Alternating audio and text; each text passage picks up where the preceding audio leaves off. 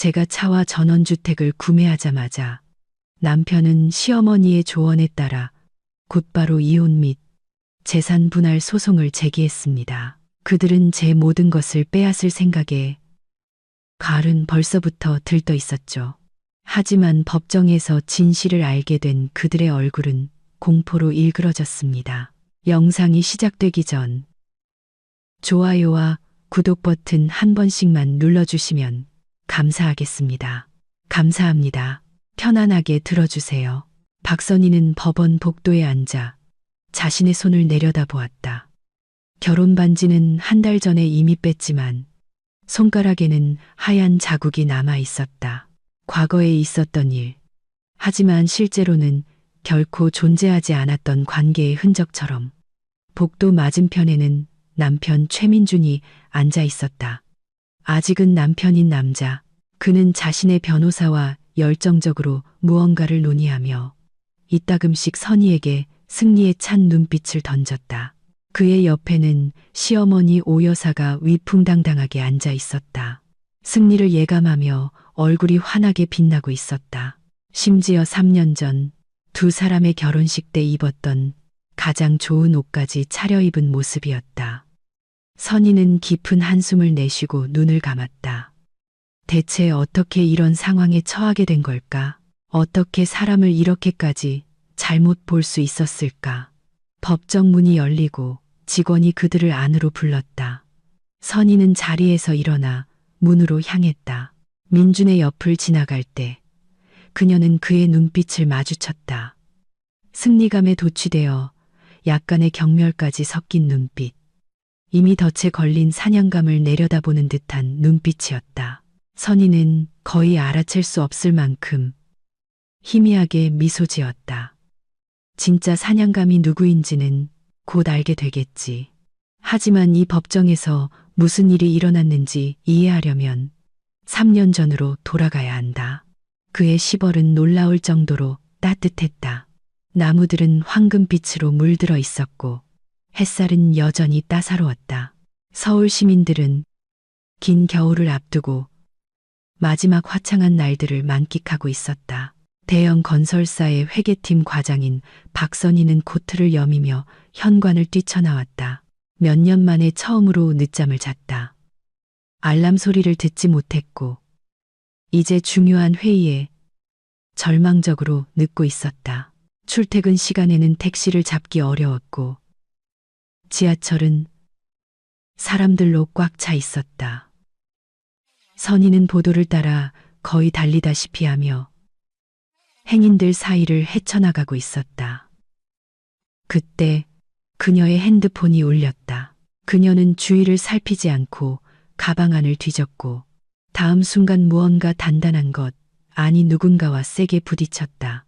가방이 아스팔트 바닥에 떨어지며 내용물이 쏟아졌다. 핸드폰, 지갑, 열쇠, 립스틱, 모든 것이 사방으로 흩어졌다. 어머, 죄송합니다. 선희는 쭈그려 앉아 허둥지둥 물건들을 주워 담았다. 제가 너무 칠칠치 못해서. 괜찮습니다. 그녀의 머리 위로 기분 좋은 남자의 목소리가 들렸다. 제가 도와드리죠. 남자가 옆에 함께 쭈그려 앉았다.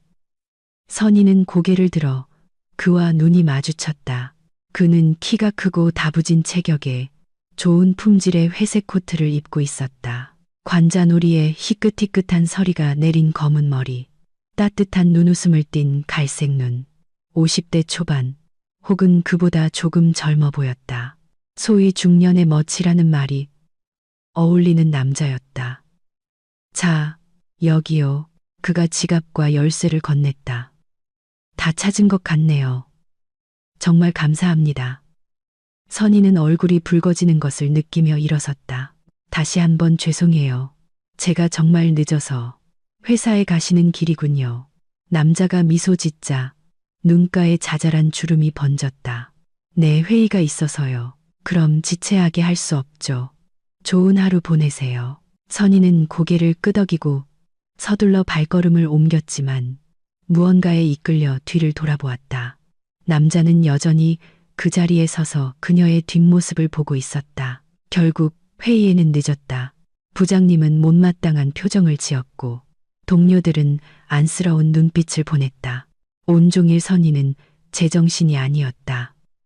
숫자를 헷갈리고 걸어야 할 전화를 잊어버렸다. 문득 정신을 차려보면 회색 코트의 낯선 남자를 생각하고 있는 자신을 발견했다. 바보같이 그녀는 스스로를 타일렀다. 그냥 길에서 부딪힌 것뿐이야. 잊어버려. 하지만 잊을 수가 없었다. 저녁에 선희가 사무실을 나섰을 때 그녀는 그를 다시 보았다. 그는 입구에서 노란 장미 꽃다발을 들고 미소 짓고 있었다. 그녀는 그 자리에 못 박힌 듯 멈춰섰다.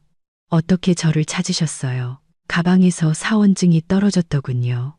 그는 주머니에서 그녀의 사진과 회사 이름이 적힌 플라스틱 카드를 꺼냈다. 돌려드리고 싶었고, 솔직히 말하면 다시 한번 보고 싶었습니다. 선희는 심장이 목구멍까지 차오르는 것을 느끼며 사원증을 받아들었다. 저는 최민준이라고 합니다. 남자가 꽃다발을 건넸다. 최민준입니다. 저는 박선희예요. 박선희. 선희 씨. 그는 마치 맛을 음미하듯 그녀의 이름을 불렀다. 아름다운 이름이네요. 혹시 커피 한 잔 대접해도 될까요? 갑작스럽다는 건 알아요.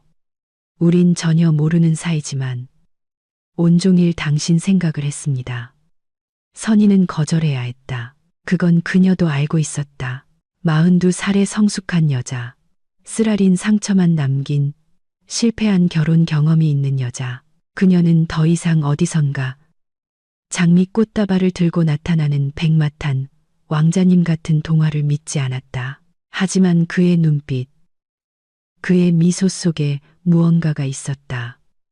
좋아요. 그녀가 말했다.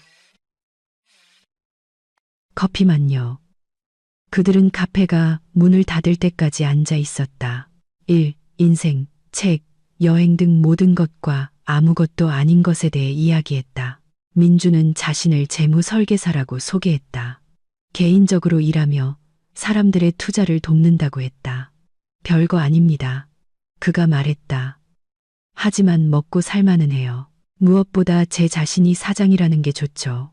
선희는 고개를 끄덕이며 들었다. 그의 차분하고 자신감 있으면서도 허세 없는 말투가 마음에 들었다. 그가 그녀의 삶, 그녀의 일, 그녀의 꿈에 관심을 보이는 것이 좋았다. 선희 씨는 일 외에 어떤 취미가 있으세요? 민준이 물었다.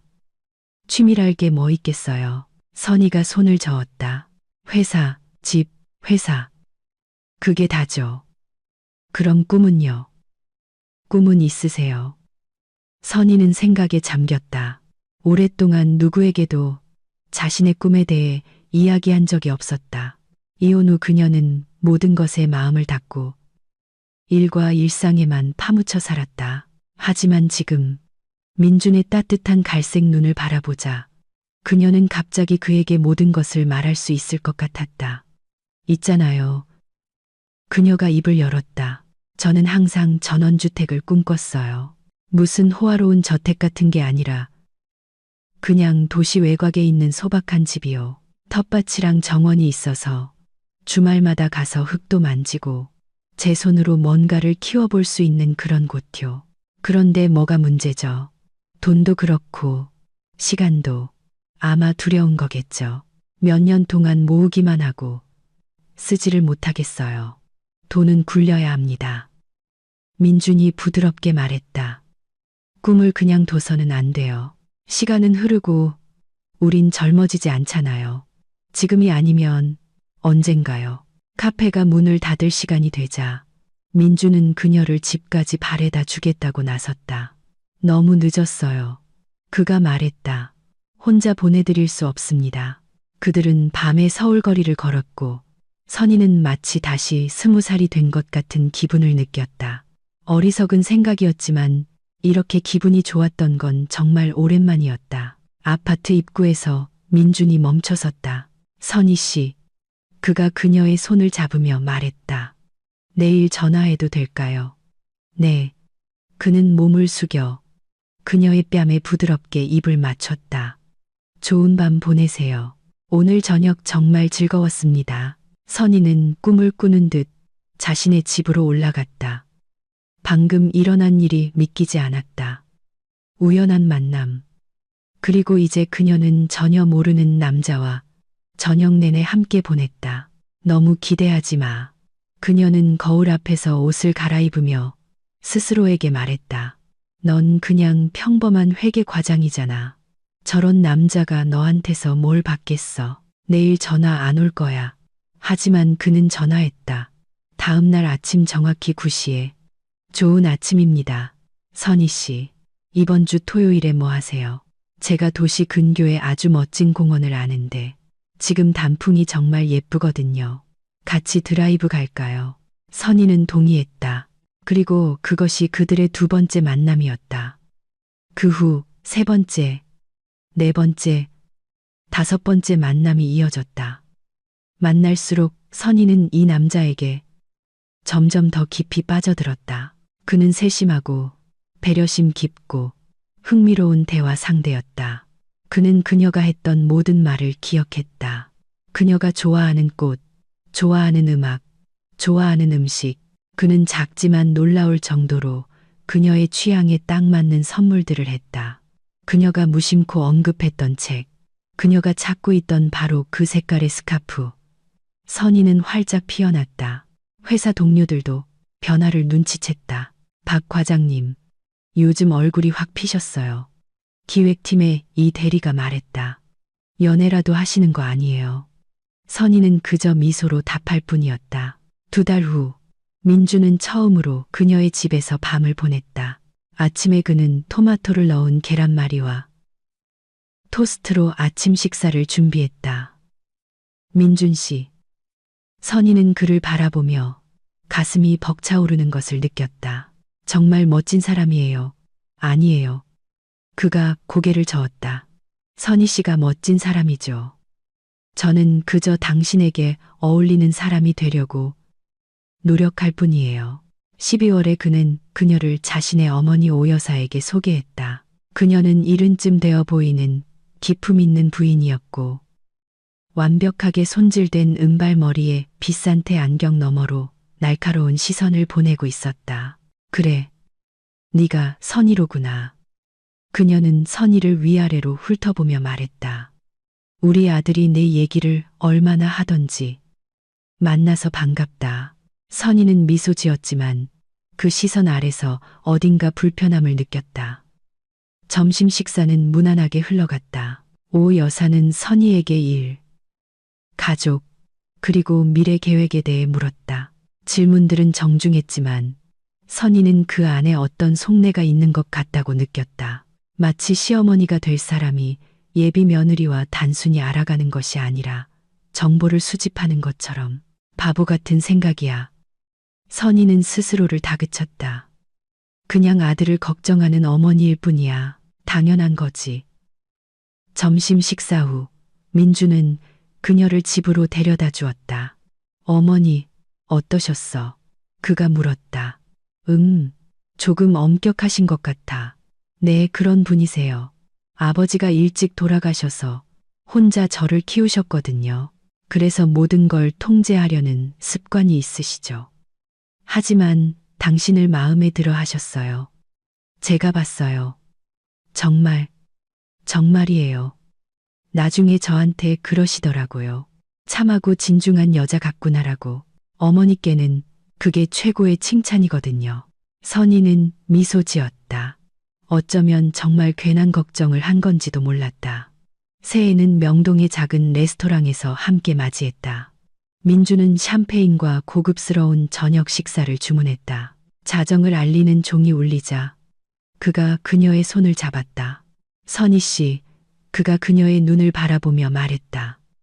올해는 제 인생 최고의 해였어요. 모두 당신 덕분이에요. 저도 마찬가지예요. 그녀가 조용히 대답했다. 그럼 내년은 더 좋게 만들어봐요. 우리 함께 보내요.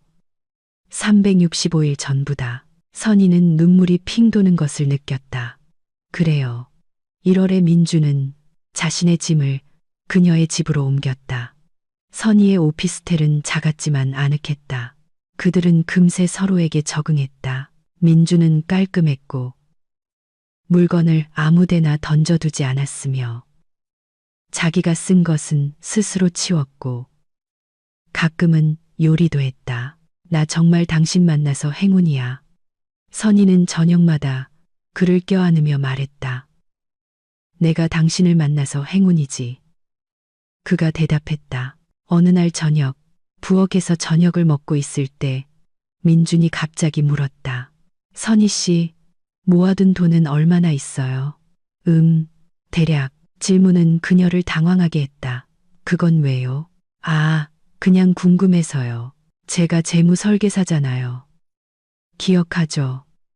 어떻게 운용하는 게 좋을지 조언해 줄 수 있을 것 같아서요. 선희는 잠시 침묵했다. 돈 얘기를 하고 싶지 않았지만 민주는 너무나 진심 어리고 관심 어린 눈으로 바라보고 있었다.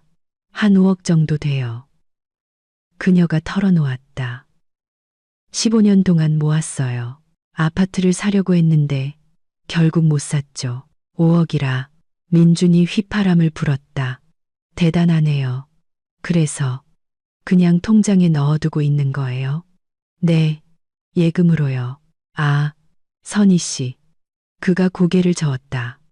돈은 굴려야 해요. 인플레이션이 다 갉아먹는다고요. 투자를 해야죠. 전 무서워요. 선희가 솔직하게 말했다. 사기당한 투자자들 얘기가 너무 많잖아요. 그건 무턱대고 투자할 때 얘기죠. 제대로 접근하면 달라요. 뭐, 됐어요. 당신 돈이고, 당신 결정이니까. 그는 더 이상 그 주제를 꺼내지 않았지만, 선희는 그가 자신에게 더욱 세심하고 배려 깊어졌다는 것을 느꼈다. 그들이 함께 산지 반년이 지났을 때 민주는 그녀에게 청혼했다.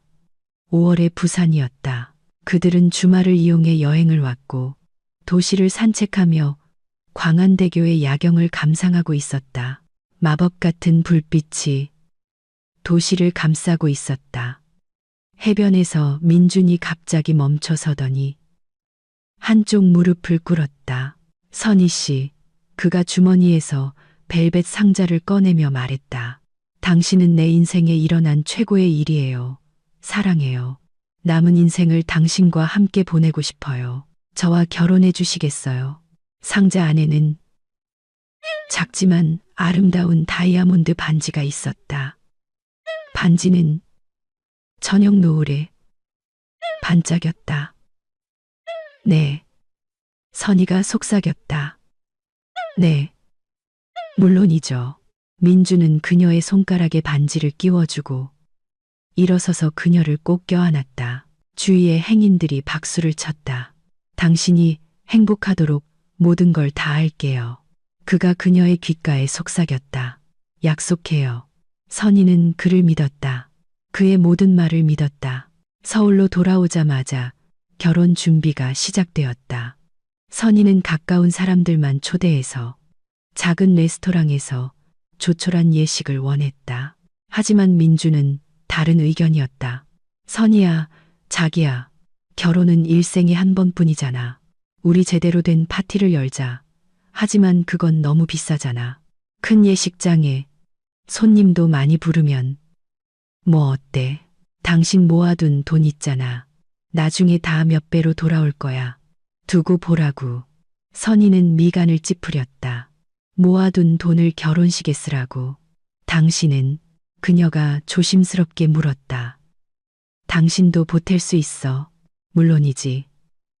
민준이 그녀의 이마에 키스했다. 사실 지금 내 돈은 전부 유망한 프로젝트 하나에 묶여 있어. 연말에 대박을 기다리는 중이야. 하지만 걱정 마. 내가 나중에 다 보상해 줄게. 선희는 반대하고 싶었지만 너무나 따뜻하고 사랑스러운 그의 눈을 보고는 그럴 수 없었다. 좋아. 그럼 제대로 된 결혼식을 하자. 오 여사는 준비 과정에 적극적으로 참여했다. 그녀는 예식장 선택, 메뉴 구성, 청첩장 발송을 도왔다. 선희는 그녀에게 감사했다. 혼자서는 감당할 수 없었을 것이다. 어머님, 정말 대단하세요. 그녀가 말했다. 어머님 아니었으면 어쩔 뻔했어요. 별말을 다 하는구나, 얘야. 시어머니는 인자하게 미소 지었다. 내 아들을 위해서인데. 물론 너를 위해서이기도 하고. 하지만 가끔 선희는 자신을 향한 그녀의 차갑고 평가하는 듯한 시선을 느꼈다. 마치 오 여사가 머릿속으로 무언가를 계산하고 여러 가능성을 따져보는 것 같았다. 그럴 때마다 선희는 불안해졌다. 기분 탓이겠지. 그녀는 스스로에게 말했다. 그냥 결혼 전이라 예민해서 그래. 결혼식은 정말로 화려했다.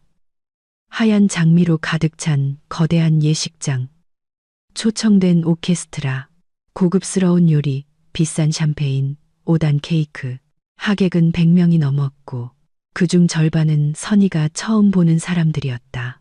내 사업 파트너들이야, 민준이 설명했다. 안 부를 수가 없었어. 결혼식 비용으로 선희는 거의 5천만 원을 썼다. 엄청난 금액이었지만 민준이 너무나 행복해했기에 그녀는 거절할 수 없었다. 인생 한 번뿐인데. 그녀는 스스로를 위로했다. 결혼식 후 그들은 2주 동안 몰디브로 신혼여행을 떠났다. 에메랄드빛 바다, 눈처럼 하얀 모래사장, 물 위의 방갈로, 진정한 천국이었다. 우리 그냥 여기서 영원히 살까? 선희가 웃으며 말했다. 왜 안 되겠어? 민준이 윙크했다. 해변에 집 하나 사지 뭐. 그들은 미래를 꿈꾸고 계획을 세웠다. 선희는 정원이 있는 전원주택의 꿈에 대해 이야기했다. 민준은 듣고 고개를 끄덕이며 돕겠다고 약속했다. 돌아가자마자 바로 알아보기 시작하자. 그가 말했다. 2주가 하루처럼 지나갔다. 햇볕에 그을리고 행복한 모습으로 그들은 서울로 돌아왔다. 그리고 바로 그때부터 모든 것이 시작되었다. 첫 번째 경고음은 돌아온 지 일주일 만에 울렸다. 아침 식사를 하고 있을 때였다. 선희가 커피를 마시고 있는데 민준이 갑자기 말했다. 선희야, 생각해봤는데 우리 차 한 대 살까? 차. 응.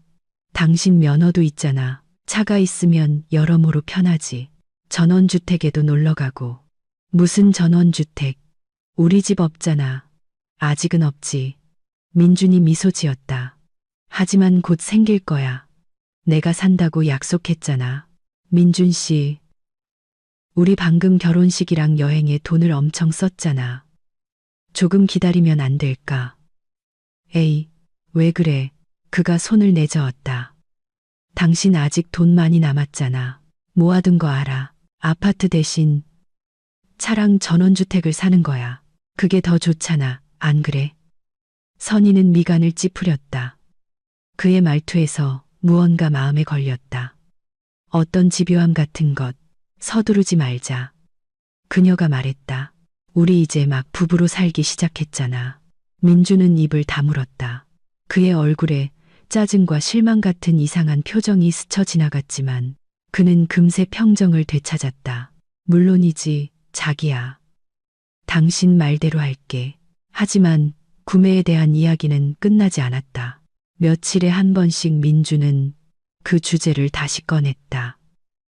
선희야, 내가 기가 막힌 매물을 찾았어. 거의 새 차인데 주인이 급하게 판대. 우리 가서 보기만 하자. 민준 씨, 우리 기다리기로 했잖아. 알아. 하지만 이런 기회가 흔치 않잖아. 선희는 한숨을 쉬었다. 알았어. 그럼 보러만 가자. 차는 정말 괜찮았다. 3년 된 제네시스였고 상태도 최상이었다. 주인은 4천만 원을 불렀다. 사자.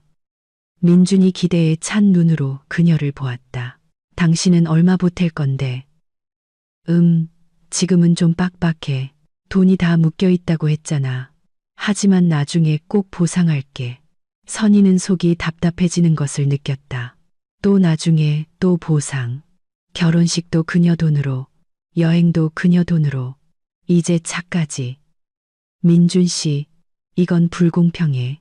나 혼자 계속 모든 걸 낼 수는 없어. 선희야. 그가 그녀의 손을 잡고 눈을 바라봤다. 난 당신 남편이잖아. 우리가 사는 건 전부 우리 공동의 것이야. 누가 돈을 내는지가 뭐가 중요해? 중요하지. 당신은 돈을 안 내니까 일시적인 거야. 선희야, 나 못 믿어. 내가 약속했잖아. 거래만 성사되면 전부 갚겠다고. 당신은 내 아내야. 내가 당신을 속이려고 한다고 생각해?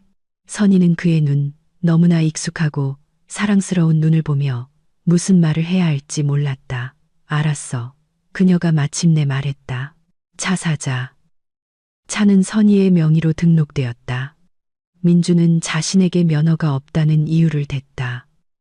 그녀는 따지지 않았다. 하지만 구매에 대한 이야기는 계속되었다. 이제 민주는 매일 전원주택 이야기를 했다. 선희야, 내가 땅을 찾았어. 정말 꿈 같은 곳이야.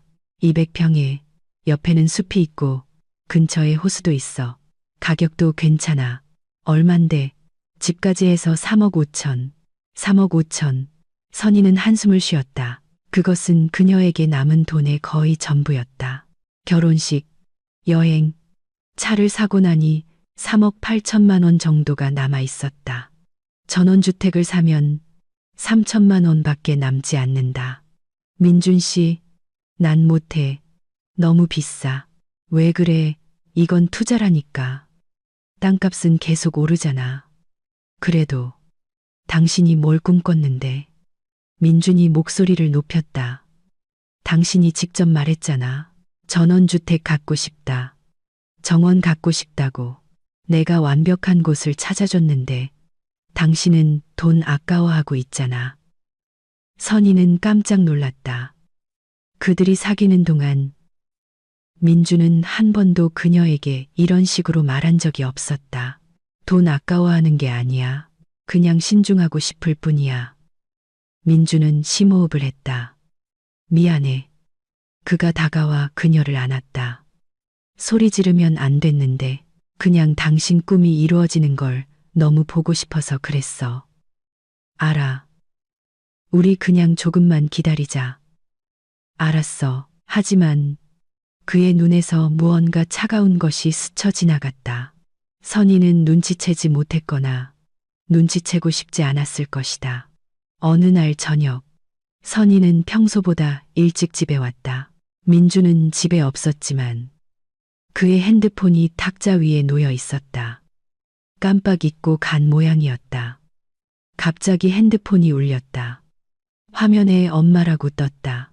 선희는 전화를 받아 민준이 곧 올 거라고 말하려 했지만 무언가가 그녀를 멈추게 했다. 그녀는 불이 켜진 화면을 보며 이상한 불안감을 느꼈다. 전화가 끊겼다. 1분 뒤 문자가 왔다. 선희는 남의 문자를 훔쳐보는 것이 나쁘다는 것을 알았지만 손이 저절로 핸드폰으로 향했다. 민준아, 어떻게 됐니? 그 여자 샀어? 얼마나 더 기다려야 해? 나 돈 필요하단 말이다. 선희는 온몸이 차갑게 식었다. 문자를 다시 읽었다. 그 여자 샀어? 얼마나 더 기다려야 해? 떨리는 손가락으로 그녀는 대화 내용을 열었다. 그녀가 본 것은 벽을 붙잡게 만들었다. 엄마, 재촉하지 마세요. 고집이 세지만 거의 다 넘어왔어요. 민준아, 벌써 3개월이나 지났어. 언제까지 이럴 거야? 곧요. 전원주택을 찾았어요. 거의 동의했어요. 잘해봐. 놓치지 말고. 이 물고기는 월척이야. 이런 건 흔치 않아. 걱정 마세요. 모든 건 계획대로 되고 있어요. 선희는 읽으면서도 자신의 눈을 믿을 수 없었다. 월척, 거의 다 넘어왔어요. 놓치지 말고. 그녀는 대화 내용을 더 위로 올려 다른 것을 찾았다. 엄마, 전 다 계산했어요. 결혼식, 신혼여행은 투자예요. 그 다음에 차, 전원주택, 전부 그 여자 명의로 하는 거죠. 그리고 1년 반 뒤에 이혼하고 재산 분할하면 절반은 우리 거예요. 똑똑한 내 아들. 엄마는 널 믿는다. 선희는 핸드폰을 떨어뜨렸다. 핸드폰이 바닥에 떨어졌지만 그녀는 알아채지 못했다. 그 모든 시간, 3년 내내 그 모든 사랑, 그 말들, 그 약속들, 모든 것이 거짓이었다. 그녀는 서 있던 그 자리에 그대로 주저앉았다.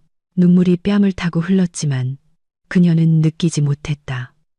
머릿속은 텅 비고 윙윙거렸다. 얼마나 그렇게 앉아 있었을까?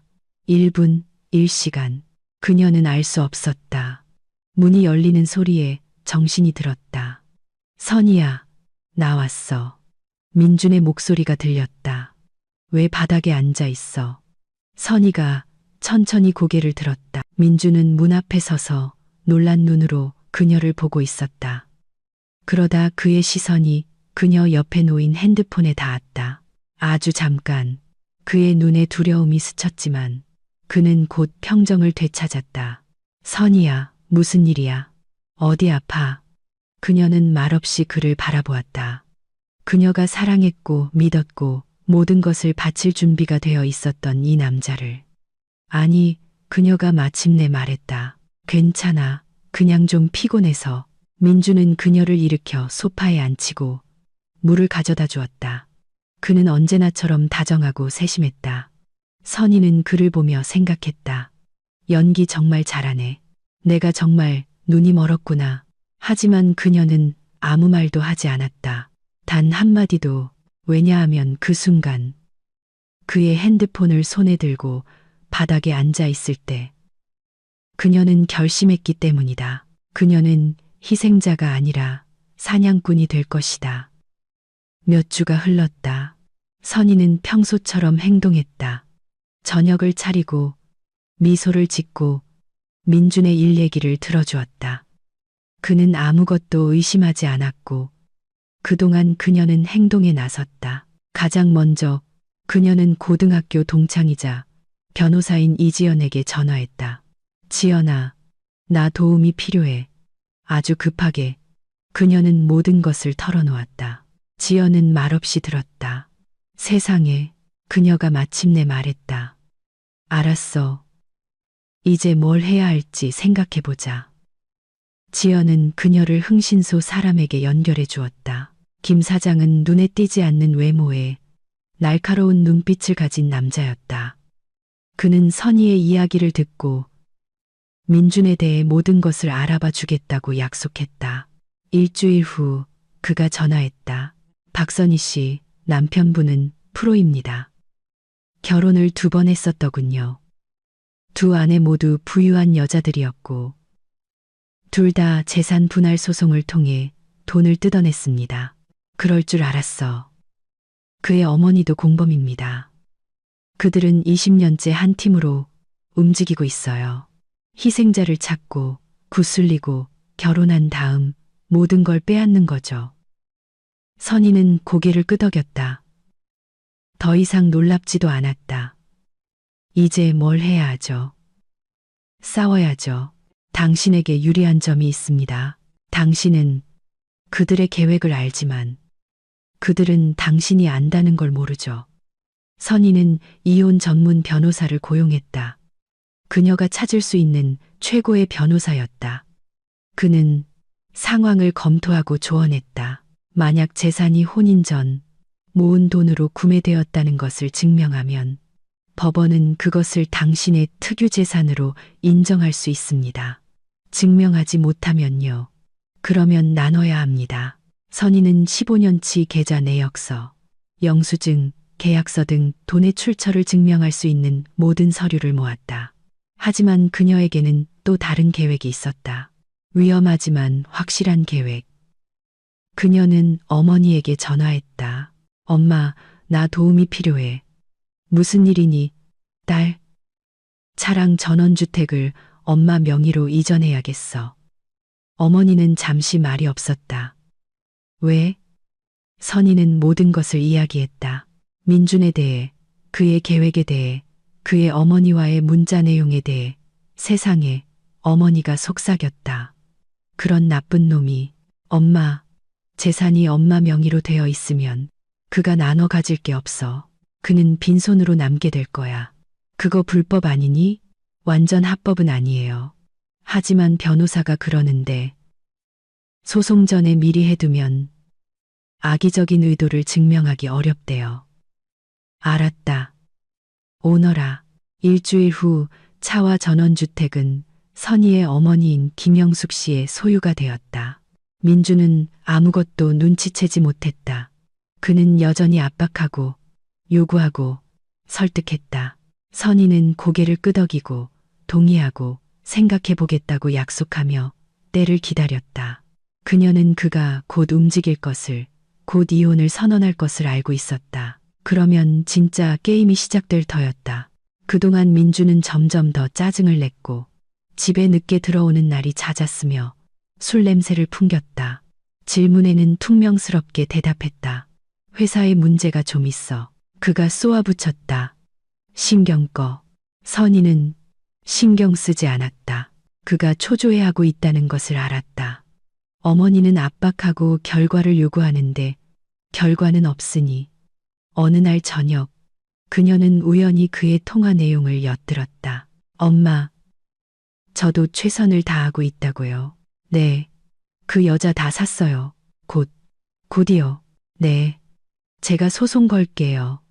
걸 거라고요. 일주일만 더 주세요. 선희는 쓴웃음을 지었다. 일주일. 그래, 일주일이면 충분하지. 정확히 일주일 후. 민주는 평소보다 일찍 집에 왔다. 그는 어딘가 긴장해 보였다.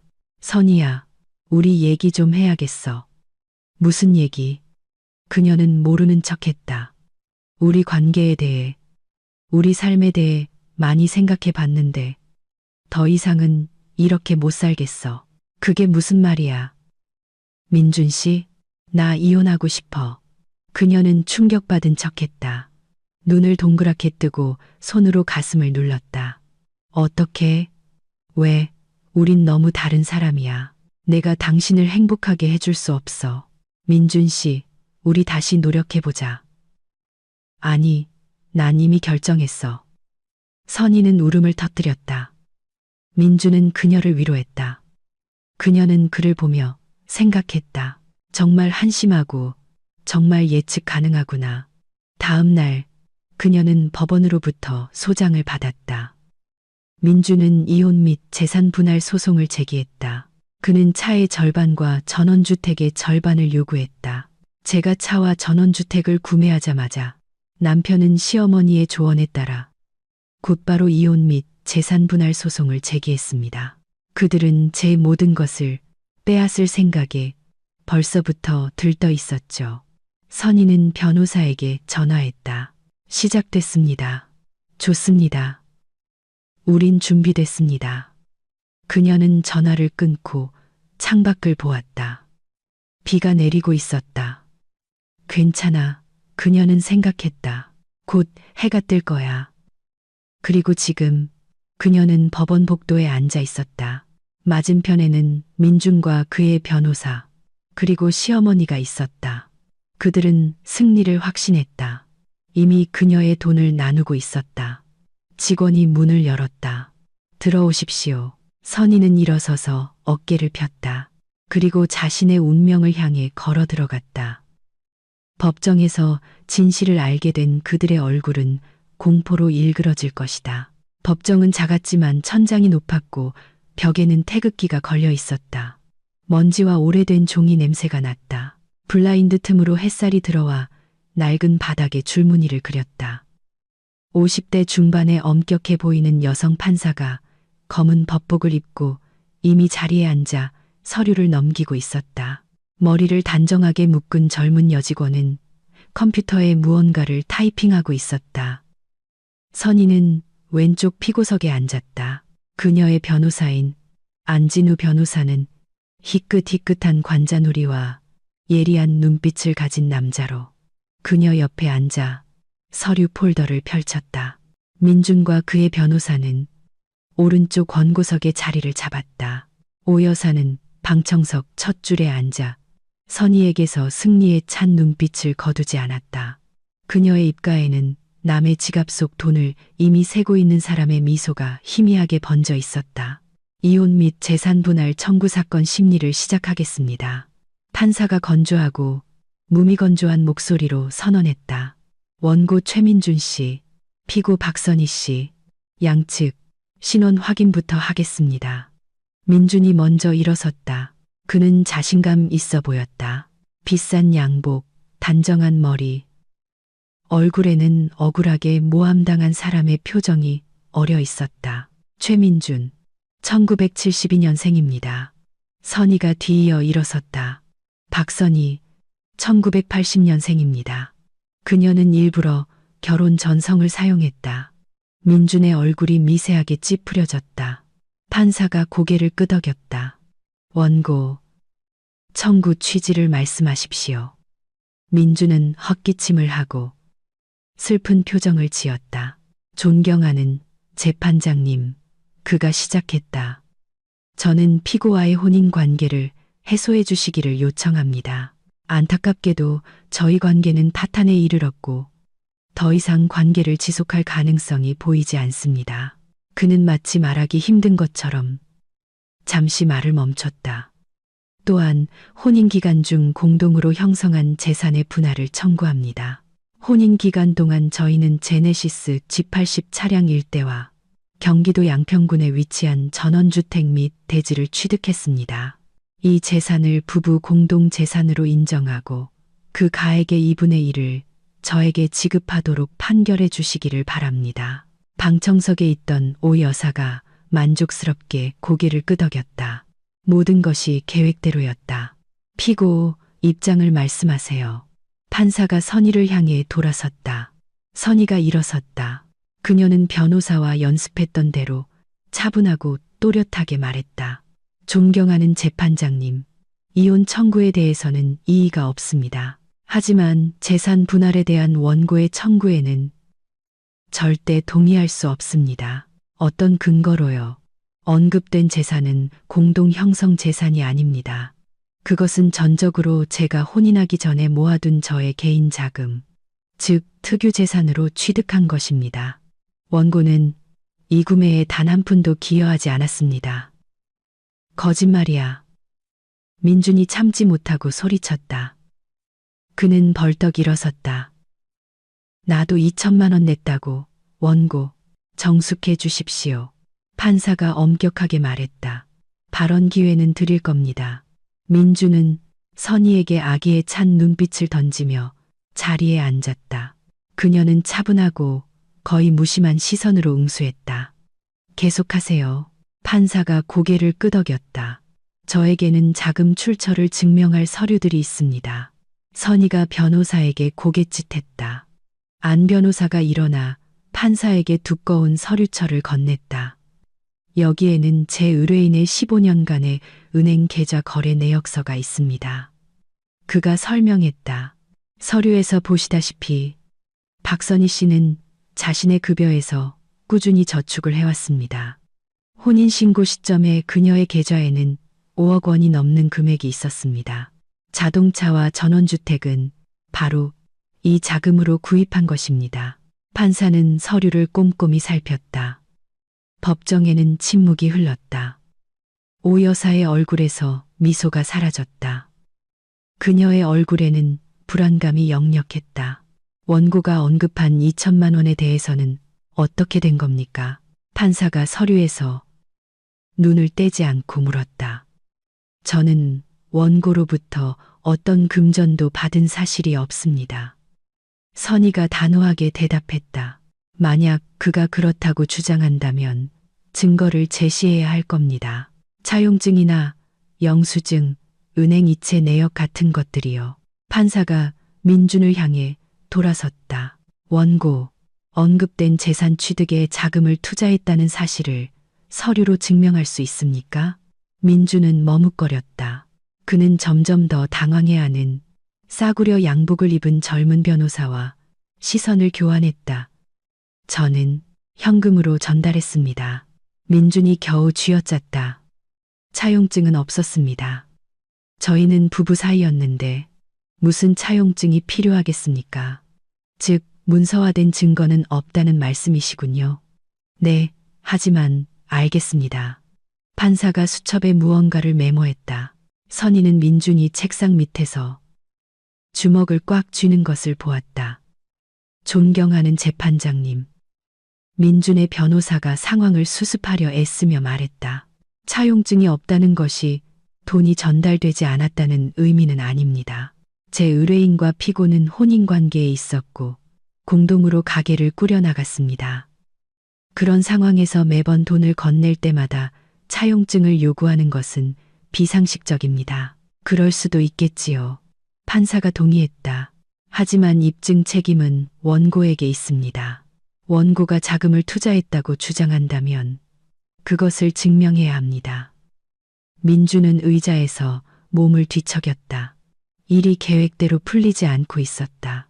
게다가 판사가 말을 이었다. 서류를 보니 자동차는 4천만 원, 전원주택은 3억 5천만 원에 취득했군요. 합계 3억 9천만 원입니다. 원고는 2천만 원을 투자했다고 주장하는데 이는 총액의 약 5%에 불과합니다. 설사 그 주장을 사실로 받아들인다 해도 재산의 절반을 요구할 수는 없습니다. 하지만 그건 공동재산입니다. 민준이 참지 못했다. 혼인 중에 산 거라고요. 원고, 경고합니다. 판사가 목소리를 높였다. 한 번만 더 그런 행동을 하면 법정에서 퇴장시키겠습니다. 민주는 거친 숨을 몰아쉬며 입을 다물었다. 선희는 그를 보며 이상한 평온함을 느꼈다. 분노도 원망도 없이 그저 차가운 만족감만이 있었다. 하지만 이게 끝이 아니었다. 존경하는 재판장님, 그녀가 말했다. 드릴 말씀이 하나 더 있습니다. 말해보세요. 언급된 재산인 자동차와 전원주택은 더 이상 제 소유가 아닙니다. 법정에는 완전한 침묵이 흘렀다. 민주는 이해할 수 없다는 표정으로 그녀를 멍하니 쳐다봤다. 오 여사는 앞 좌석 등받이를 붙잡고 자리에서 반쯤 일어섰다. 그게 무슨 말입니까? 판사가 물었다. 한 달 전에 저는 자동차와 전원주택을 제 어머니인 김영숙 씨 명의로 이전했습니다. 여기 서류가 있습니다. 안 변호사가 판사에게 또 다른 서류철을 건넸다. 판사는 그것을 열어 살펴보기 시작했다. 몇 초간 법정에는 완전한 침묵이 흘렀다. 그러다 민준이 벌떡 일어섰다. 이건 불법이야. 그가 소리쳤고 목소리가 비명처럼 갈라졌다. 일부러 그런 거야. 내 정당한 몫을 빼앗으려고 전부 꾸민 짓이라고. 원고, 자리에 앉으세요. 판사가 의사봉을 내리쳤지만 민주는 이미 멈출 수 없었다. 그의 얼굴은 붉은 반점으로 뒤덮였고 이마에는 땀방울이 맺혔다. 이건 사기야. 내가 이혼 소송을 걸 걸 알고 있었던 거야. 전부 계획한 거라고. 경위. 판사가 목소리를 높였다. 그때까지 문가에 조용히 서 있던 제복 차림의 거구의 남자가 앞으로 나섰다. 원고, 진정하지 않으시면 법정에서 퇴장시킬 수밖에 없습니다. 민주는 입을 다물었다. 그는 거친 숨을 몰아쉬며 서서 선희를 노려봤다. 그 증오의 찬 시선의 둘 사이에 공기가 타들어가는 것 같았다. 선희는 그의 시선을 피하지 않았다. 눈 하나 깜빡하지 않고 흔들림 없이 그를 마주했다. 앉으세요. 판사가 반복해서 말했다. 민주는 자리에 앉았다. 그의 손이 떨리고 있었다. 방청석의 오 여사는 마치 한 대 맞은 사람처럼 보였다. 얼굴이 하얗게 질리고 입술은 가느다란 선처럼 굳게 다물어져 있었다. 그녀는 아들을 한 번, 선희를 한 번 쳐다봤고 그녀의 눈에는 상황을 전혀 이해하지 못하는 기색이 역력했다. 피고, 판사가 선희를 향해 돌아섰다. 재산 분할을 피할 목적으로 이루어진 거래는 소송을 통해 무효가 될 수 있다는 사실을 알고 있습니까? 알고 있습니다. 재판장님. 선희가 차분하게 대답했다. 하지만 제가 이미 말씀드렸듯이 이 재산은 제 개인 자금으로 취득한 것입니다. 저는 제 재산을 제 뜻대로 처분할 권리가 있습니다. 게다가 거래는 이혼 소송이 제기되기 전에 이루어졌습니다. 소송 제기 한 달 전에요. 민준의 변호사가 끼어들었다. 피고가 원고의 의도를 알고 있었고 악의적인 목적으로 행동했다는 것이 명백합니다. 이해 있습니다. 안 변호사가 말을 잘랐다. 그것은 억측입니다. 저희는 제 의뢰인이 어떤 동기로 행동했는지 알 수 없습니다. 어쩌면 그저 어머니께 선물을 하고 싶었을지도 모릅니다.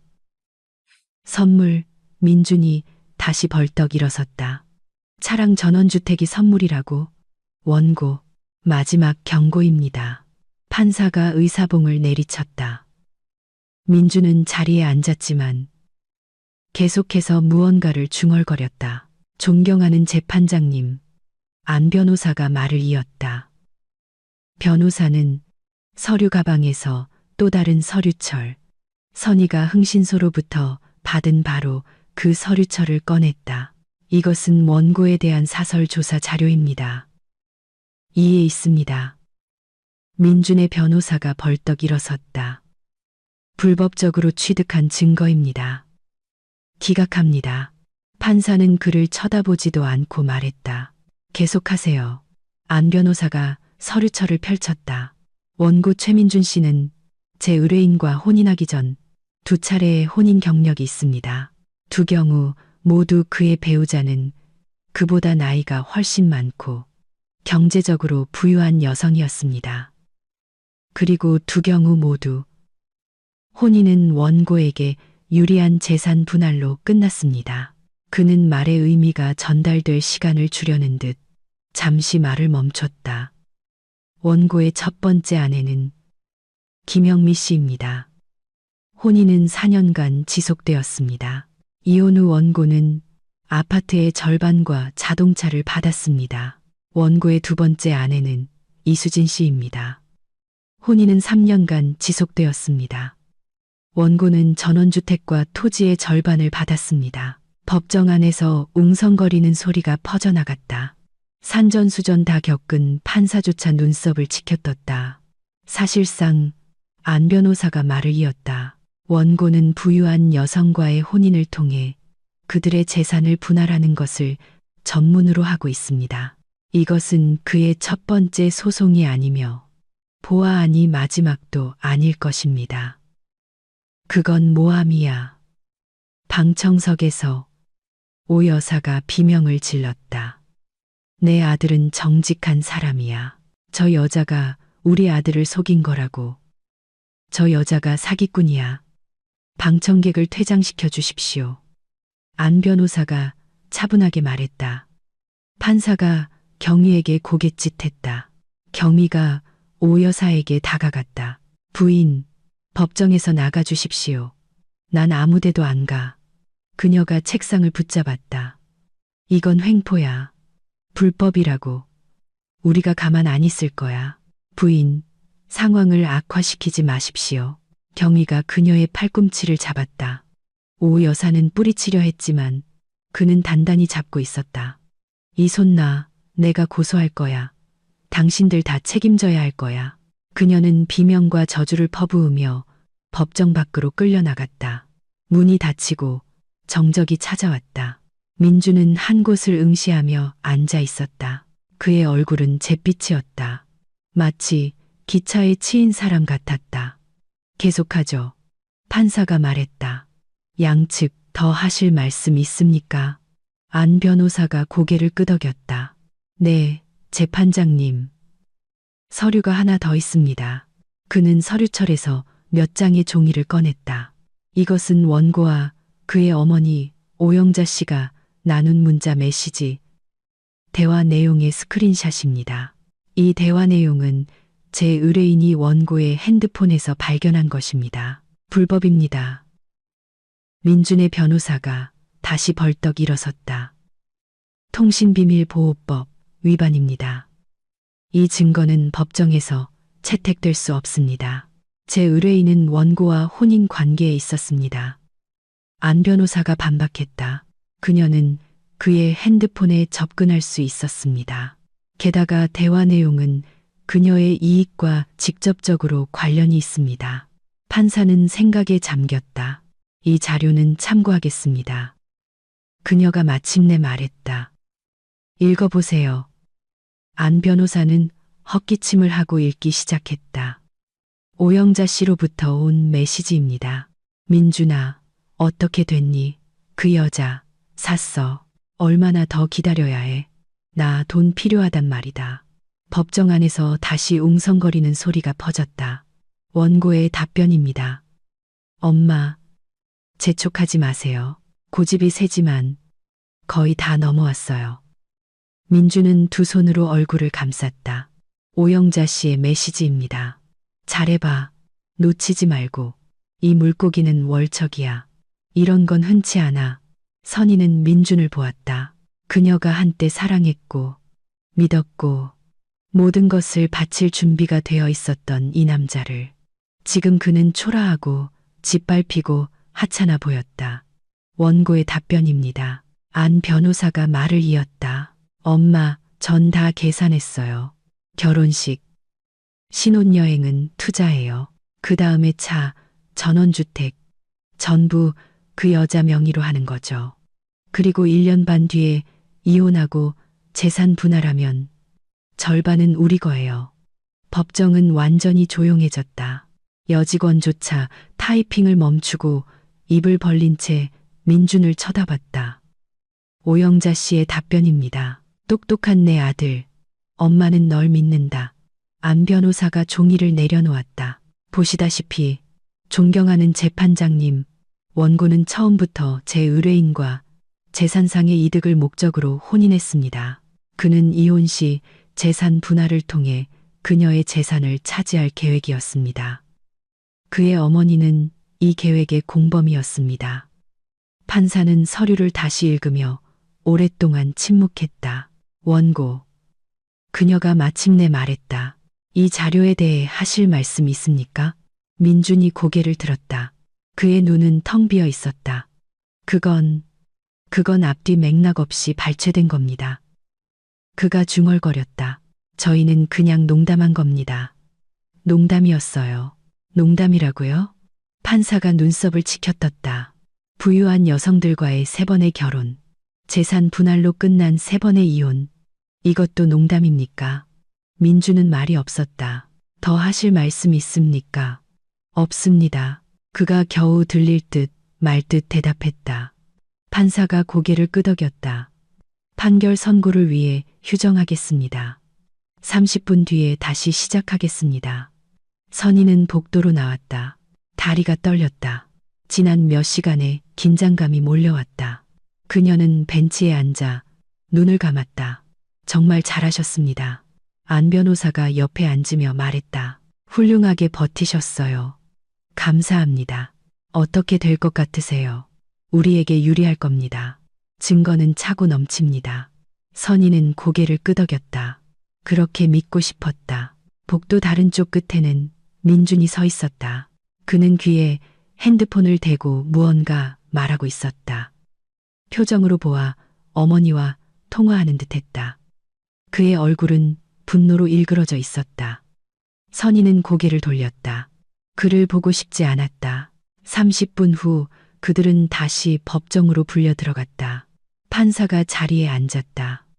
그녀의 손에는 종이 한 장이 들려 있었다. 모두 기립해 주십시오. 판결을 선고하겠습니다. 모두가 일어섰다. 원고 최민준과 피고 박선희의 이혼 청구 사건에 대하여 법원은 다음과 같이 판결합니다. 두 사람의 혼인을 해소한다.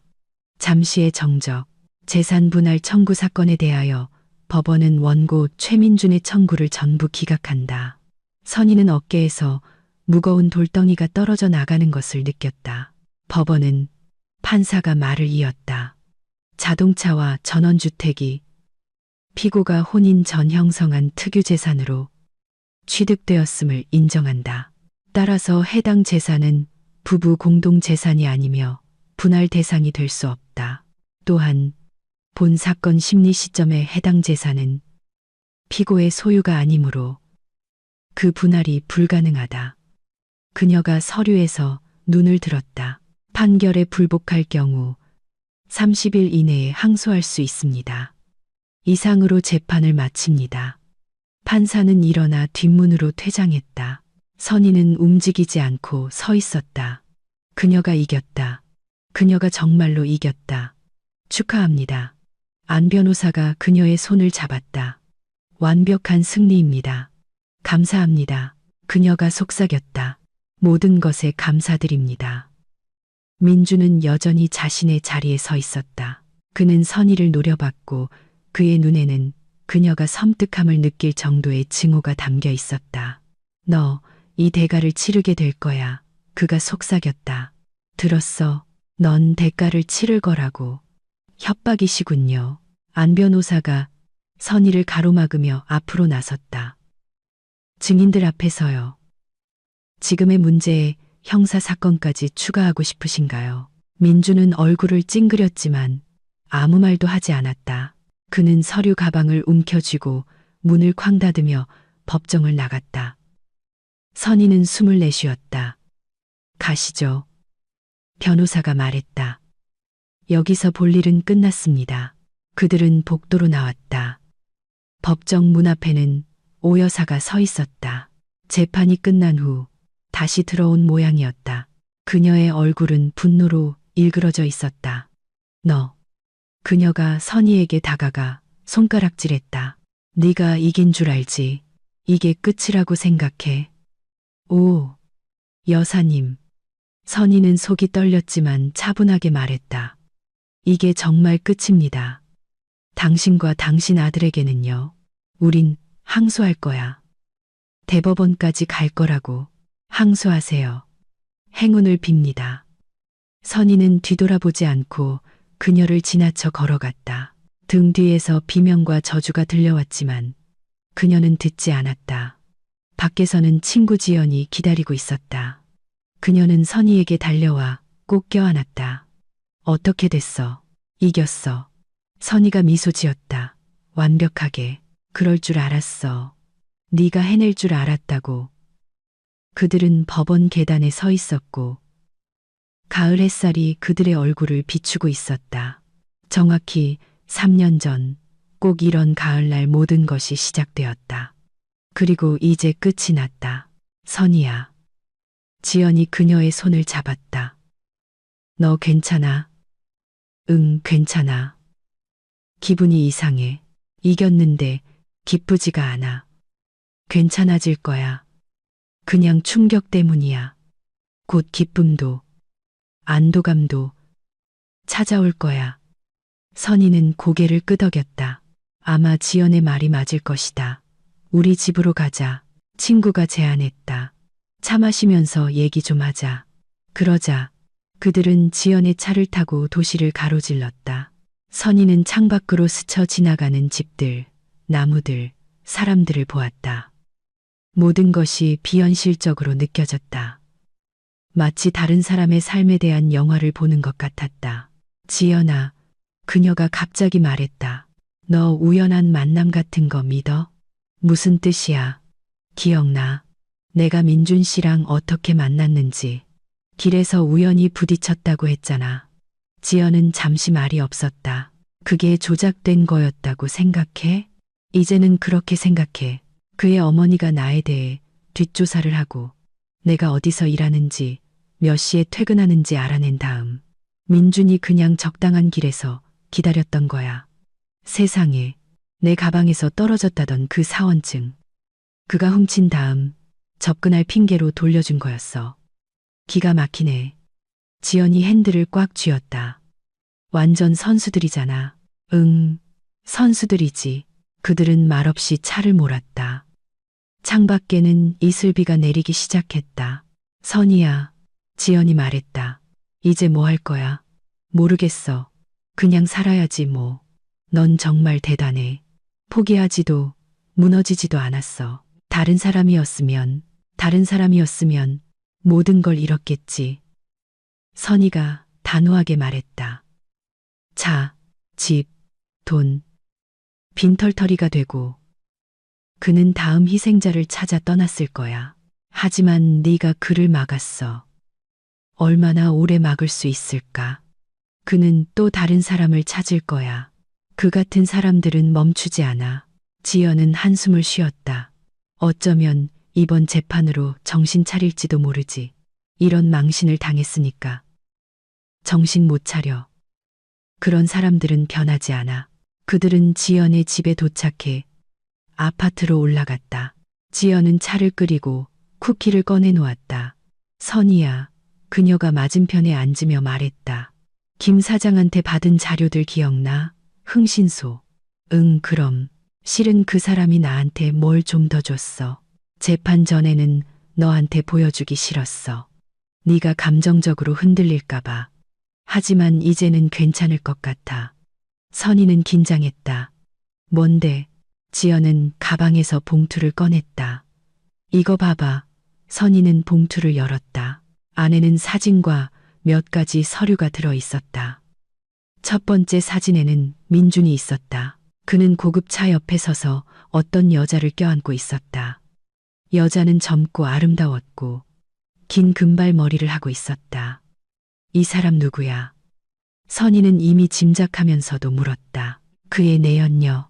이름은 크리스티나. 26살.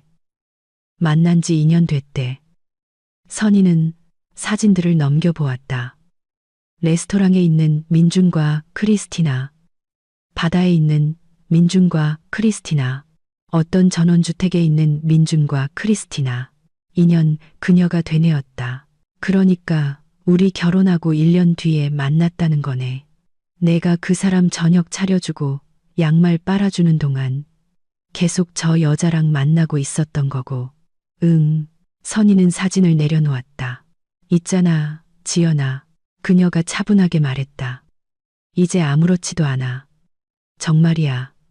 이제 와서 무슨 상관이야. 정말 괜찮아. 응. 그는 내 인생에서 완전히 지워졌어.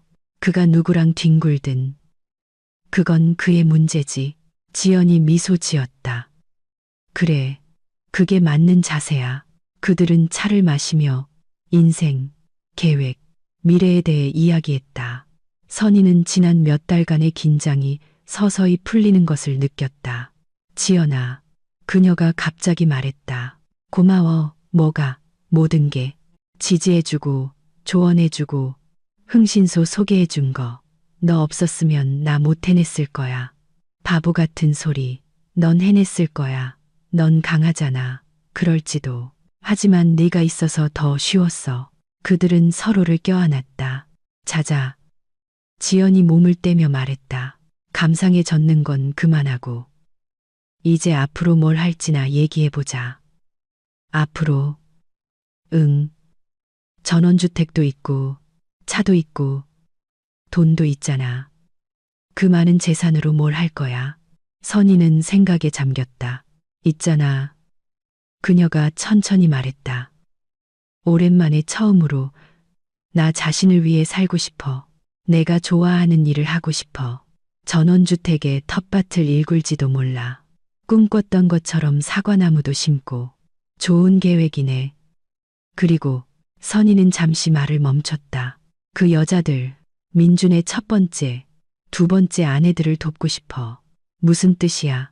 그들도 그 사람 때문에 피해를 받잖아. 재산도, 돈도 잃고. 어쩌면 내가 그들을 어떻게든 도울 수 있을지도 몰라. 내 경험을 공유하고 그 같은 놈들로부터 자신을 지키는 방법을 알려주는 거지.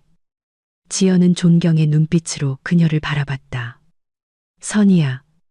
넌 정말 놀라운 사람이야. 에이, 뭘. 아니, 정말이야. 그가 너한테 한 짓을 생각하면, 그런데도 다른 사람들을 도울 생각을 하다니. 정말 존경스러워. 선이는 어깨를 으쓱했다. 그냥 다른 사람들이 나와 같은 일을 겪지 않았으면 해서. 내가 그걸 막을 수 있다면 못할 이유가 없잖아. 그들은 지연의 집에서 늦은 저녁까지 머물렀다. 선이가 마침내 떠나려고 했을 때는 이미 어두워져 있었다. 내가 태워다 줄게. 지연이 제안했다. 아니야, 괜찮아. 택시 탈게. 정말이지. 응. 너 내일 일찍 일어나야 하잖아. 그들은 작별 인사를 하고 선희는 거리로 나왔다. 비는 이미 그쳤고 공기는 상쾌했으며 젖은 나뭇잎 냄새가 났다. 그녀는 택시를 부르고 벤치에 앉아 기다렸다. 주머니에서 핸드폰이 진동했다. 모르는 번호였다. 선희가 받았다. 여보세요. 박선희 씨 되시죠? 낯선 여자의 목소리였다. 네, 맞는데요. 저는 김영미라고 합니다. 김영미, 제가 최민준 씨의 첫 번째 아내였어요. 선희는 그 자리에 얼어붙었다. 제 번호는 어떻게 김 사장님이 주셨어요. 흥신소. 선희 씨가 돕고 싶어 하신다고 들었어요. 네, 선희는 침을 삼켰다. 네, 맞아요. 우리 만날 수 있을까요? 드릴 말씀이 있어요. 중요한 일이에요. 물론이죠. 언제요? 내일요. 괜찮으시다면. 좋아요. 내일 뵙죠. 그들은 장소와 시간을 정했다. 선희는 전화를 끊고 어두운 하늘을 보며 오랫동안 앉아 있었다. 무언가 그녀에게 이 이야기는 아직 끝나지 않았다고, 앞으로 새로운 발견과 새로운 전환점이 있을 거라고 말해주고 있었다. 하지만 그녀는 준비가 되어 있었다. 이제 그녀는 모든 것에 대비가 되어 있었다. 택시가 도착했고 선희는 차에 올라탔다. 창밖으로 밤 도시의 불빛이 스쳐 지나갔다. 궁금하네. 그녀는 생각했다. 김영미 씨가 나한테 무슨 얘기를 할까? 내가 아직 모르는 최민준에 대한 사실이 또 뭐가 있을까? 그 질문에 대한 답은 내일 얻게 될 것이고, 그것은 모든 것을 바꿔놓을 터였다. 그들이 만나기로 한 카페는 작고 아늑한 곳이었다. 골목길에 숨어 있어 동네 사람들만 아는 그런 곳. 선희는 15분 일찍 도착해 창가 자리를 잡고 차를 주문했다. 그녀는 왜인지 모르게 초조했다. 재판은 끝났다. 민주는 패배했다.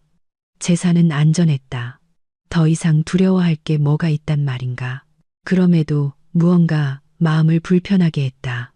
전화기 너머로 들려온 김영미의 목소리는 긴장되고 불안해 보였다. 중요한 일이에요. 그녀는 그렇게 말했다. 대체 뭐가 그렇게 중요할 수 있을까? 카페 문이 열리고 50대 중반의 날씬하고 세련된 단발머리를 한 여성이 우아한 베이지색 코트를 입고 들어왔다. 그녀는 주위를 둘러보다 선희를 발견하고 그녀의 테이블로 다가왔다. 박선희 씨, 네, 김영미 씨시군요. 여자는 고개를 끄덕이고 맞은편에 앉았다. 만나주셔서 감사합니다. 별 말씀을요. 저도 한번 뵙고 싶었어요. 웨이터가 메뉴판을 가져왔다. 김영미는 커피를 주문했다. 잠시 동안 그들은 말없이 서로를 바라보았다. 선희는 김영미의 눈 밑 다크서클과 굳게 담은 입술을 보았다. 이 여자는 며칠 밤을 샌 게 틀림없어. 재판 소식 들었어요. 김영미가 입을 열었다. 축하해요. 정말 대단하세요. 감사합니다. 10년 전에 저에게도 당신 같은 용기가 있었더라면 어쩌면 모든 게 달라졌을 텐데요. 말씀해 주세요. 선희가 부탁했다. 어떤 일이 있었나요? 김영미는 한숨을 쉬었다. 당신 이야기와 비슷해요. 우연한 만남. 제가 고속도로에서 차가 고장났을 때 그가 우연히 옆에 있었죠. 도와주고 집까지 데려다주고 그 다음엔 꽃, 구애, 청혼, 결혼식은 물론 제 돈으로 했고요. 그때 그는 돈이 전부 어떤 프로젝트에 묶여 있다고 했어요. 익숙하네요. 우린 4년을 살았어요. 저는 미래의 아이들을 위해 더 큰 새 아파트를 샀죠. 우습죠? 우리에게 아이가 생길 거라고 생각했다니. 그녀의 목소리가 떨렸다.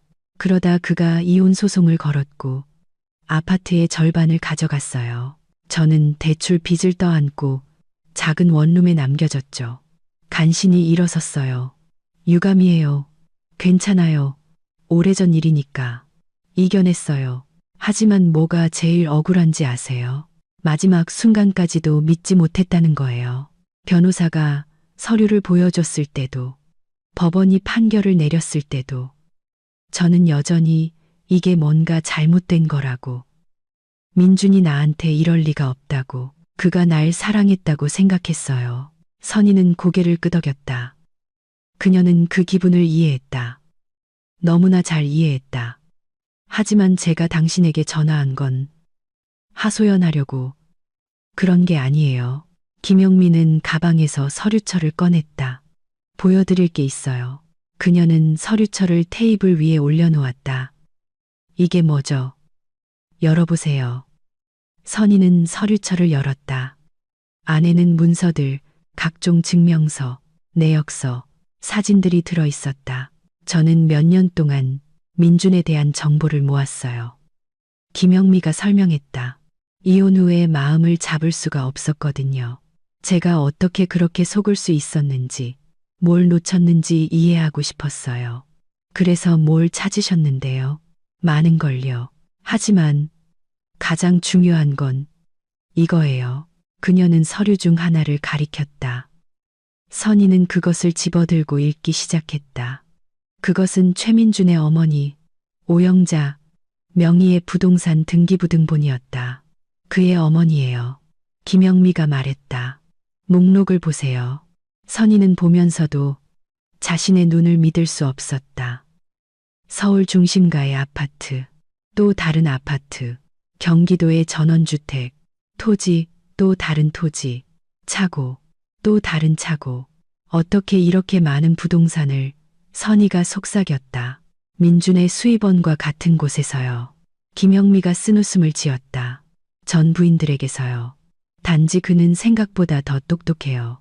소송으로 뜯어낸 것의 절반은 즉시 어머니 명의로 돌려놓는 거죠. 다음 아내가 손댈 수 없게. 선희는 서류들을 넘겼다. 날짜, 주소, 금액, 끔찍한 그림이 그려졌다. 하지만 이게 다가 아니에요. 김영미가 말을 이었다. 더 보세요. 다음 문서는 은행 내역서였다. 오영자 명의의 계좌. 잔액은 12억 원이 넘었다. 12억. 선희는 고개를 저었다. 민주는 저한테 돈이 다 묶여서 간신히 살고 있다고 했는데 그는 모두에게 그렇게 말해요. 그게 수법의 일부니까요. 너무나 노력하지만 재정적인 구렁텅이에서 헤어나오지 못하는 불쌍하고 가여운 남자. 여자들이 그를 믿고 돕고 싶어 하죠. 그는 그걸 이용하는 거고요. 정말이네요. 하지만 잠깐만요. 이게 중요한 게 아니에요. 진짜 중요한 건 여기 있어요. 김영민은 서류철에서 또 다른 문서를 꺼냈다. 그것은 혼인관계 증명서였다. 선희는 그것을 받아 읽었고 발밑에 땅이 꺼지는 것을 느꼈다. 남편, 최민준, 아내, 안수진. 혼인신고일, 6년 전. 이게 뭐죠? 그녀가 속삭였다. 보시는 그대로예요. 민주는 결혼한 상태예요. 법적으로 이미 6년 전부터요. 하지만 어떻게?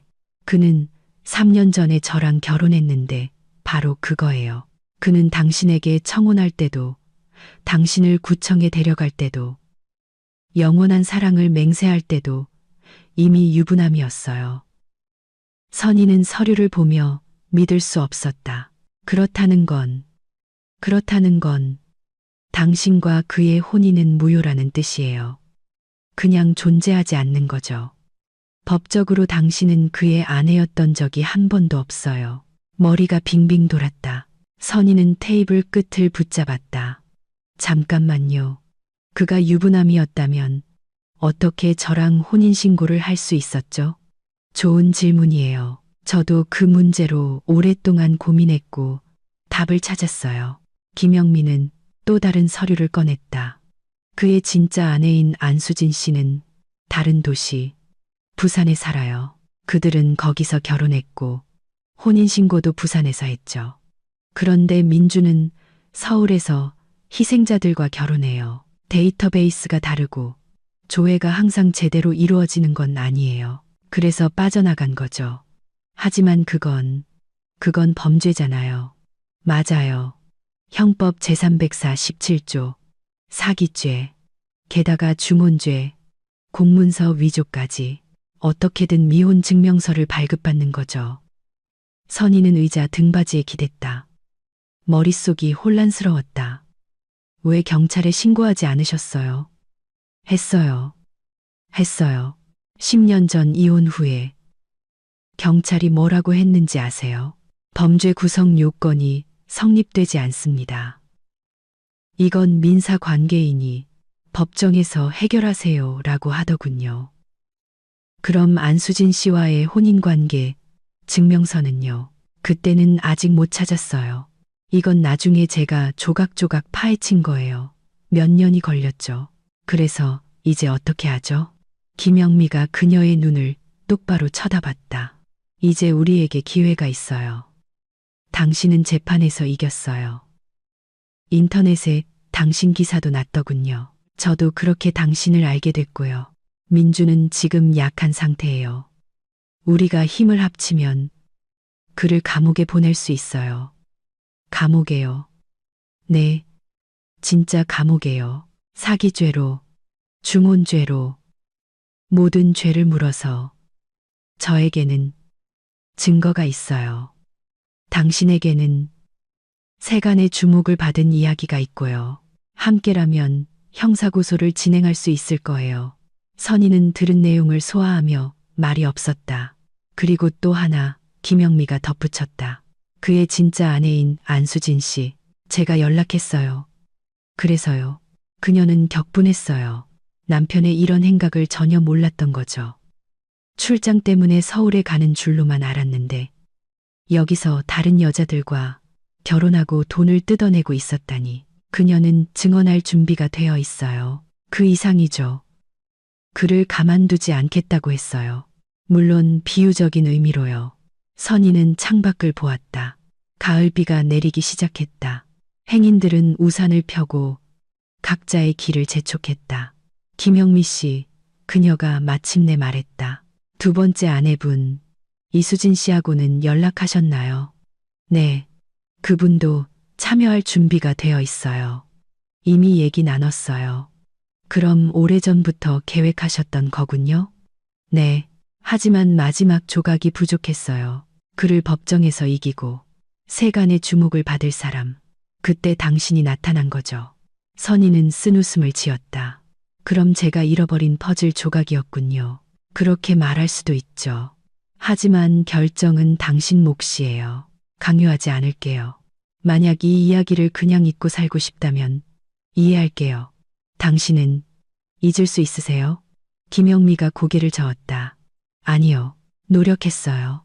10년 동안 노력했지만 안 돼요. 뉴스에서 혼인빙자 사기꾼 얘기를 볼 때마다 민준을 생각해요. 그가 얼마나 더 많은 여자를 속이고 얼마나 많은 인생을 망가뜨릴지 이해해요. 그래서 함께 하시겠어요? 선희는 오랫동안 말이 없다가 김영미의 눈을 바라보았다. 네, 함께 할게요. 김영미는 대화 내내 처음으로 미소 지었다. 고마워요. 후회하지 않으실 거예요. 그러길 바라요. 뭘 해야 하죠? 우선 우리 셋이 다 같이 만나야 해요. 저, 당신, 이수진 씨.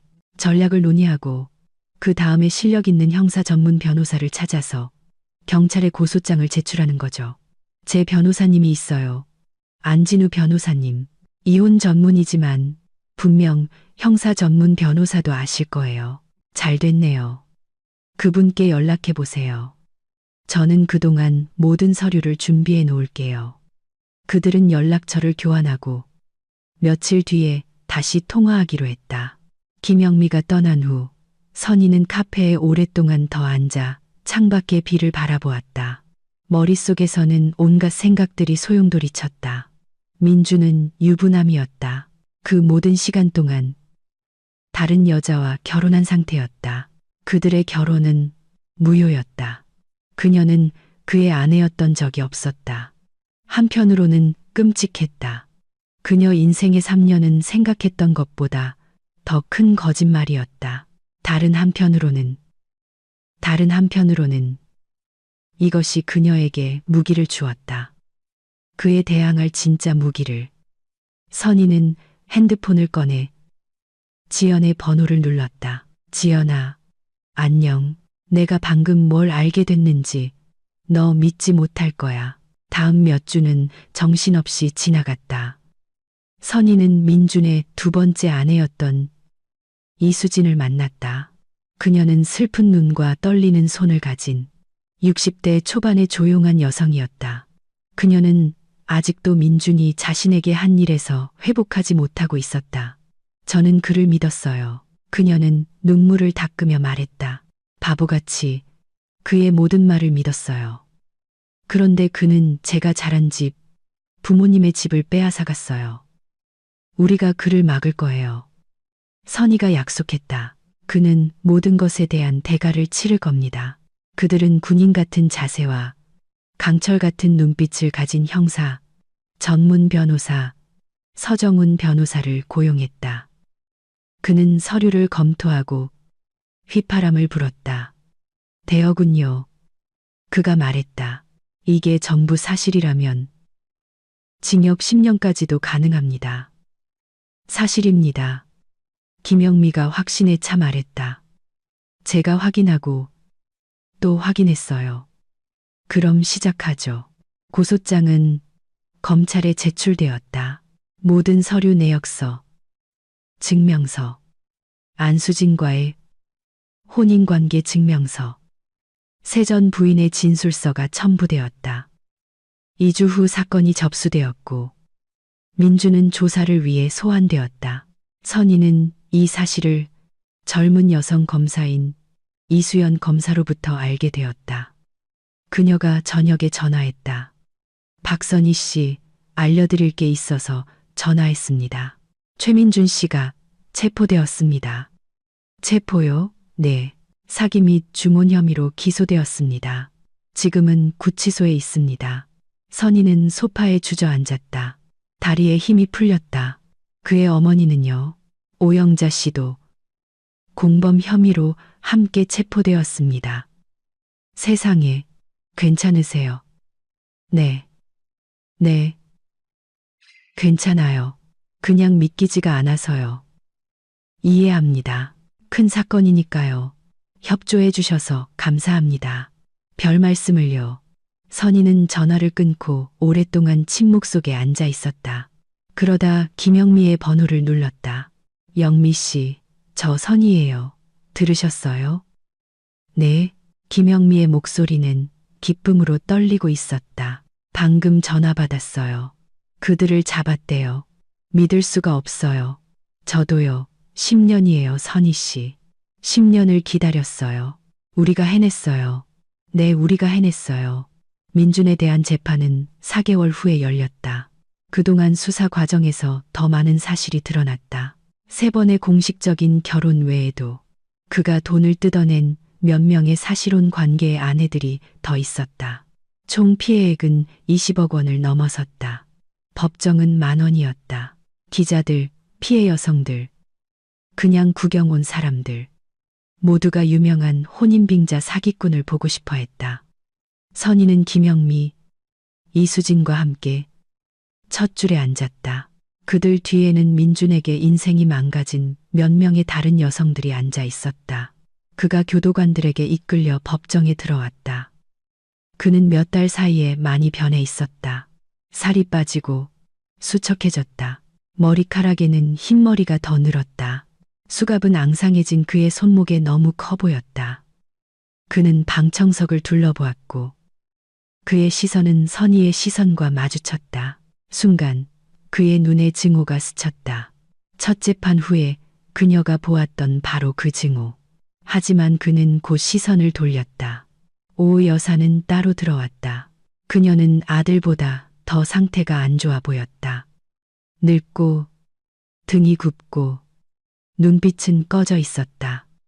예전에 거만했던 부인의 모습은 온데간데 없었다. 재판은 3일간 진행되었다. 전 부인들, 속은 여성들, 전문가들, 수사관들, 증인들이 차례로 증언했다. 증거는 명백했다. 민주는 처음에는 자신을 변호하려 애썼다. 모함을 당했다고, 여자들이 잘못이라고, 자신은 아무 잘못이 없다고 말했다. 하지만 증거의 무게에 짓눌려 결국 죄를 인정했다. 셋째 날 판사가 판결을 선고했다. 피고인 최민준을 징역 8년에 처한다. 피고인 오영자를 징역 4년에 집행유예 5년에 처한다.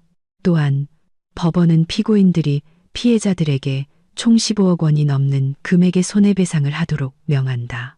판사가 판결문 낭독을 마치자 법정에서 박수가 터져 나왔다. 누군가는 울고 누군가는 웃었다. 선희는 그저 앉아서 교도관들이 민준을 데리고 나가는 것을 지켜보았다.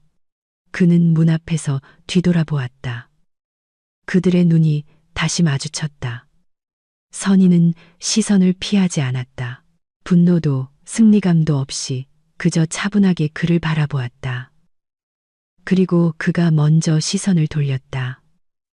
재판 후 선희는 밖으로 나왔다. 4월이었다. 햇살은 밝게 빛나고 공기 중에는 봄 내음이 가득했다. 민준이 이혼 소송을 제기한 날로부터 정확히 1년이 지났다. 1년, 단 1년이었지만 마치 한평생이 지난 것 같았다.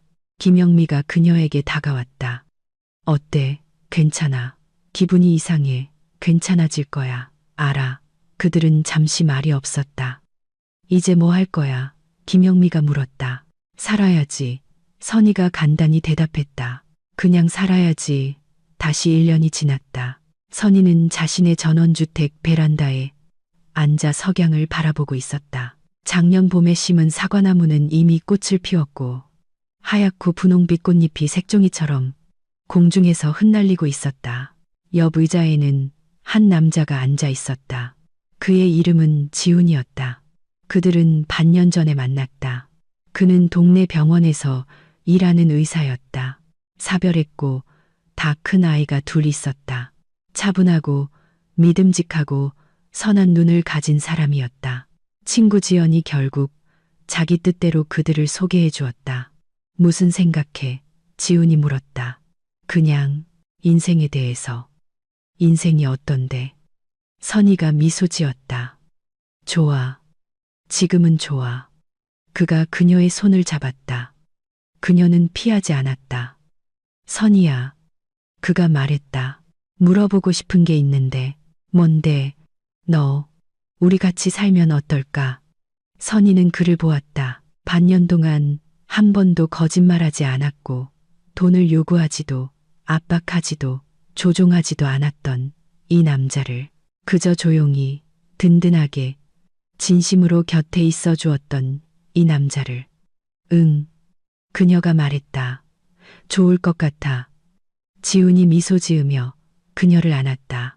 해는 숲 너머로 지고 있었고 하늘을 분홍빛과 황금빛으로 물들이고 있었다.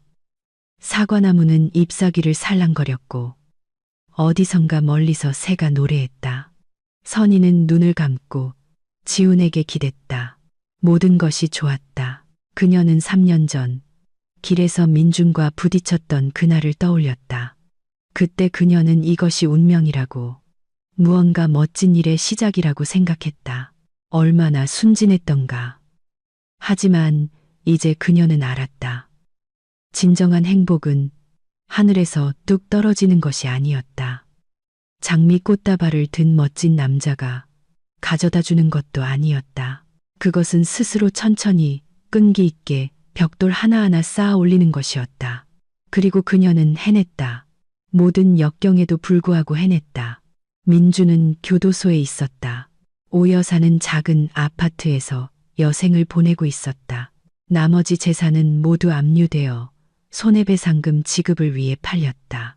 내연녀 크리스티나는 오래전에 그를 버리고 더 부유한 남자를 찾았다. 그리고 선희는 행복했다. 그녀는 눈을 뜨고 지훈을 보았다. 있잖아, 그녀가 말했다. 당신한테 할 얘기가 있어. 뭔데? 내 인생에 대해서. 당신을 만나기 전까지 있었던 모든 일에 대해서. 당신은 알아야 해. 지훈이 고개를 끄덕였다. 말해봐. 듣고 있을게. 그리고 그녀는 이야기하기 시작했다. 처음부터 회의에 늦어 회색 코트에 낯선 남자와 부딪혔던 그 가을날부터 지훈은 끼어들지 않고 조용히 들었다. 그녀가 이야기를 마쳤을 때 그는 오랫동안 말이 없었다. 지훈 씨, 그녀는 불안해졌다. 왜 그래? 생각 중이야. 그가 대답했다. 무슨 생각? 당신이 얼마나 강한 사람인지, 그리고 그놈이 얼마나 등신이었는지. 선희가 웃음을 터뜨렸다. 왜 등신이야? 너 같은 여자를 두고도 소중함을 몰랐으니까. 돈 때문에 널 버렸잖아. 완전 머저리가 아니고서야 그럴 수 없지. 뭐, 그렇긴 하지. 지금쯤 감방에 앉아서 자기 실수를 곱씹고 있겠지. 쌤통이야. 그들은 다시 잠시 말이 없었다. 선희야. 지훈이 진지하게 말했다. 이것만은 알아줬으면 해. 나는 당신 돈 필요 없어. 당신 집도, 당신 차도 필요 없어. 나한테는 오직 당신만 필요해. 알아, 지훈 씨. 정말 알아? 정말. 그렇지 않았다면 당신은 여기 없었을 거야. 그는 미소 지으며 그녀에게 키스했다. 해는 수평선 너머로 졌고 첫 별들이 반짝이기 시작했다. 마을 어딘가에서 개가 짖었다. 이웃집에서 파티를 하는지 음악 소리가 들려왔다. 선희가 일어섰다. 집에 들어가자. 저녁 차려놨어. 오늘 메뉴는 뭔데? 버섯 감자조림이랑 우리 집 사과로 만든 애플파이. 최고네. 그들은 집으로 들어갔다. 선희는 식탁을 차렸다. 지우는 와인병을 땄다. 그들은 저녁을 먹으며 지훈의 아이들. 여름 계획에 대해 편안하고 자연스럽게 대화를 나눴다. 저녁 식사 후 그들은 소파에 앉아 오래된 영화를 보았다. 선희는 지훈의 어깨에 머리를 기댔다. 지훈 씨, 그녀가 말했다. 운명 같은 거 믿어. 그는 생각했다. 믿어. 하지만 누가 조작하는 그런 운명 말고 진짜 운명. 그럼 우리는 운명이야. 가장 진짜 운명이지. 물론 지연 씨가 우리를 소개해줬지만 우리 사이에 있는 건 그녀가 만든 게 아니야. 우리 스스로가 만든 거지. 선희가 미소 지었다. 그렇게 생각하니까 좋다. 나도. 창밖에서는 달이 빛나고 있었다. 사과나무는 잔디 위에 기이한 그림자를 드리웠다. 어디선가 부엉이가 울었다. 선희는 눈을 감았다. 3년 전 그녀는 자신의 인생이 끝났다고 생각했다. 속았고 이용당했고 버려졌다고. 다시는 누구도 믿거나 사랑하거나 행복해질 수 없을 거라고 생각했다. 얼마나 큰 착각이었던가. 인생은 끝나지 않았다. 이제 막 시작되고 있었다. 그리고 이것은 단지 시작일 뿐이었다. 한 달 후 선희는 편지 한 통을 받았다. 요즘 세상에 드문 종이 편지였다. 발신 주소는 제7교도소. 민준. 그녀는 봉투를 오랫동안 쳐다보며 열기를 망설였다. 그러다 결국 봉투를 뜯었다. 선희 씨, 이 편지를 읽을지 모르겠네요. 아마 열어보지도 않고 버리겠죠. 하지만 써야만 했습니다. 여기서 많은 생각을 했어요. 이제 시간이 많으니까요. 8년이나 내 인생에 대해서, 내가 한 짓에 대해서, 그리고 당신에 대해서 생각했어요. 용서를 구하지는 않겠습니다. 그럴 자격이 없다는 걸 알고 당신이 용서하지 않을 거라는 것도 알아요. 용서해서도 안 되고요. 하지만 이것만은 알아주었으면 합니다. 내가 속였던 모든 여자들 중에서 당신은 내가 진심으로 존경하는 유일한 사람이에요. 당신은 무너지지 않았고 반격했고 이겼어요. 어머니는 당신이 약해서 구슬리기 쉽다고 했죠. 얼마나 큰 착각이었는지. 당신은 강해요. 선희 씨, 나보다도, 우리 중 누구보다도 강해요. 행복하게 살아요. 당신은 그럴 자격이 있으니까, 민준. 선희는 편지를 다 읽고 창밖을 보며 오랫동안 앉아 있었다. 그러다 일어나 벽난로로 다가가 편지를 불 속에 던졌다. 종이는 순식간에 타오르며 검게 변해 재로 흩어졌다. 선희는 마지막 조각까지 타들어가는 것을 지켜보았다. 과거는 과거일 뿐이었다. 더 이상 그녀를 지배할 힘이 없었다.